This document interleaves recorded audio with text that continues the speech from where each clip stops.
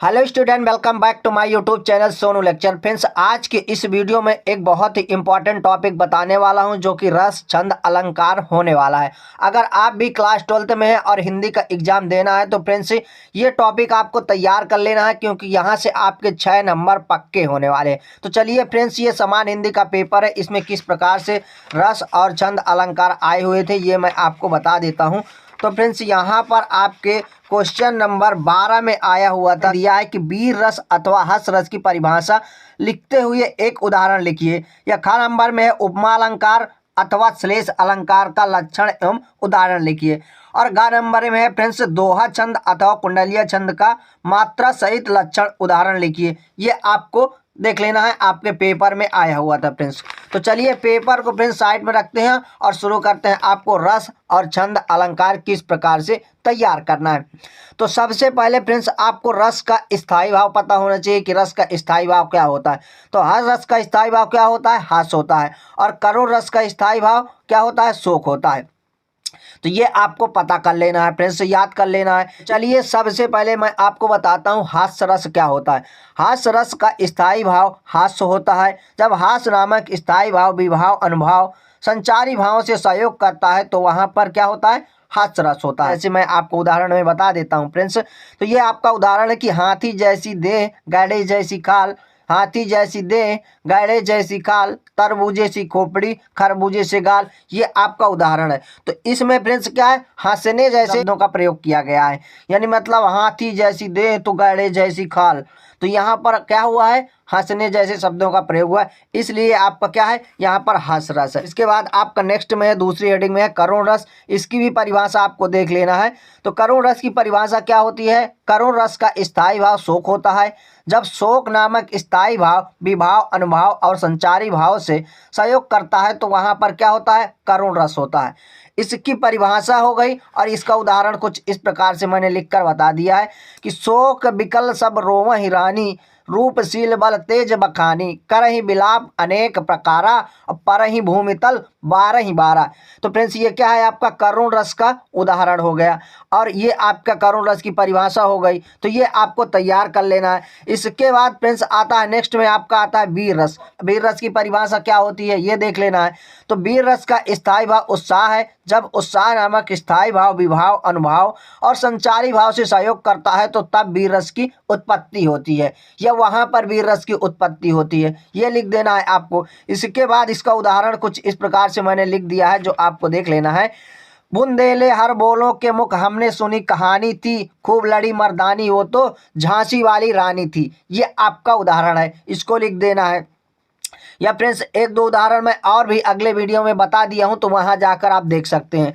तो इसके बाद फ्रेंड्स आपका अलंकार आ जाता है, जिसमें फर्स्ट में आपको डाल देना अनुप्रास अलंकार और उसकी परिभाषा लिख देना कि जहां किसी वर्ण के अनेक बार क्रम से आवृत्ति हो वहां अनुप्रास अलंकार होता है। यानी मतलब अनेक बार क्रम से आवृत्ति होती है फ्रेंड्स, वहां पर क्या होता है? अनुप्रास अलंकार होता है। उदाहरण में आप देख सकते हैं कि तरनी तनुजा तट तमल तरवर बहु छाए। यहाँ पर फ्रेंड्स ता वर्ण की आवृत्ति बार बार और क्रम से हुई है, इसलिए यहाँ पर आपका अनुप्रास अलंकार है। इसके बाद यमक अलंकार फ्रेंड्स देख लेते हैं जो कुछ इस प्रकार से है। इसकी भी परिभाषा है, एक ही शब्द एक से अधिक बार आए तो वहां पर यमक अलंकार होता है। जैसे कोई शब्द एक से अधिक बार आता है वहां पर क्या होता है? आपका यमक अलंकार होता है। इसका उदाहरण कुछ इस प्रकार से मैंने लिख दिया कि काली घटा का घमंड घटा। यहाँ पर फ्रेंड्स घ शब्द क्रम से बार बार आया हुआ है, इसलिए आपका क्या? यमक अलंकार। आप परिभाषा में देख सकते हैं कि एक ही शब्द एक से अधिक बार आए तो वहां पर यमक अलंकार होता है। तो यहाँ पर घ शब्द जो है आपका फ्रेंड्स 3 बार आया है, यानी मतलब एक से अधिक बार आया, इसलिए आपका क्या है? यमक अलंकार। इसके बाद फ्रेंड्स आता है आपका उपमा अलंकार। उपमा अलंकार की परिभाषा कुछ इस प्रकार से कि जहां किसी एक वस्तु की समान या तुलना किसी दूसरी वस्तु से की जाती है वहां पर आपका उपमा अलंकार होता है। फ्रेंड्स इसका भी उदाहरण देख लेते हैं। मैंने इसके 3 उदाहरण बता दिए तो आपको देख लेना है। पीपर पात सरिस मन डोला, ये आपका फर्स्ट उदाहरण है। इसके बाद दूसरा है फूलों सा चेहरा तेरा कलियों सी मुस्कान है। यहाँ पर फ्रेंड्स किसी के चेहरे को कलियों सी मुस्कान सी मतलब समानता बताई गई है, इसलिए यहाँ क्या है आपका उपमा अलंकार है। इसके बाद तीसरा उदाहरण देख लेंगे, हरिपद कोमल कमल से। तो आप समझ सकते हैं फ्रेंड्स, क्योंकि कई वर्षों से पढ़ते आ रहे हैं हरिपद कोमल कमल से, तो यहाँ हरि के पदों को कोमलता का रूप बताया गया है किससे, कमल से। तो इस प्रकार से आपका उपमा अलंकार कंप्लीट हो गया। अब इसके बाद फ्रेंड्स आपको छंद के अंतर्गत दोहा छंद पढ़ना है, तो इसकी भी परिभाषा आपको कंप्लीट तैयार कर लेना है। यह एक अर्धसमात्रिक छंद है, इसमें 4 चरण होते हैं। पहले और तीसरे चरण में 13-13 मात्राएं होती हैं और चौथे चरण में 11-11 मात्राएं होती हैं। ये आपको इंपॉर्टेंट लाइन है, इनको आपको तैयार करना है। चरण के अंत में लघु होना आवश्यक है, क्योंकि फ्रेंड्स अगर चरण के अंत में लघु हो तो आप समझ जाइएगा कि ये दोहा छंद है। इसका उदाहरण कुछ इस प्रकार से है कि रहीमन पानी राखिए बिन पानी सब सून, पानी गए न उबरे मोती मानस चून। ये आपका उदाहरण है, तो इसको आपको तैयार कर लेना है। ये आपका दोहा छंद कंप्लीट हो गया फ्रेंड्स। इसके बाद आता है सोठा छंद, तो इसकी भी परिभाषा आपको देख लेना है कि यह एक अर्धसमात्रिक छंद है। इसके पहले और तीसरे चरण में 11-11 मात्राएं होती हैं तथा दूसरे और चौथे चरण में 13-13 मात्राएं होती हैं। फ्रेंड्स अगर आपको दोहा छंद याद है तो सोठा छंद याद करने की जरूरत नहीं है, क्योंकि यह दोहे का उल्टा होता है। सेम परिभाषा होती है, सिर्फ आपको लास्ट में लिख देना है कि यह दोहे का उल्टा होता है, मात्राओं का क्रम ऊपर नीचे हो जाता है। तो इसका भी उदाहरण आपको देख लेना है कि नील सरोवर श्याम तरुण अरुण वरिज नयन, करहु सुमम उर्धाम सदा क्षीर सागर सेन। इसका उदाहरण आपको देख लेना है।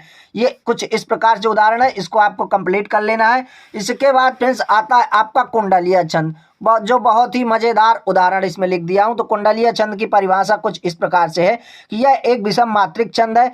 इसमें 6 चरण होते हैं, पहले 2 चरण दोहा के और बाद के 2 चरण रोला के होते हैं। इसके बाद लिखेंगे प्रत्येक चरण में 24 मात्राएं होती हैं, परंतु मात्राओं का क्रम पहले 2 चरणों में 13-11 तथा बाद के 4 चरणों में 11-13 का क्रम होता है। ये फ्रेंड्स आपका 13-11 का और 11-13 का क्रम होता है। जिस शब्द से छंद का आरंभ होता है उसी शब्द से छंद का अंत हो जाता है। ये आपको तैयार कर लेना है, क्योंकि काफ़ी इजी है फ्रेंड्स। मैंने एकदम शॉर्ट में परिभाषा बताई है। तो आइए इसका उदाहरण देख लेते हैं, जो बहुत ही मज़ेदार है।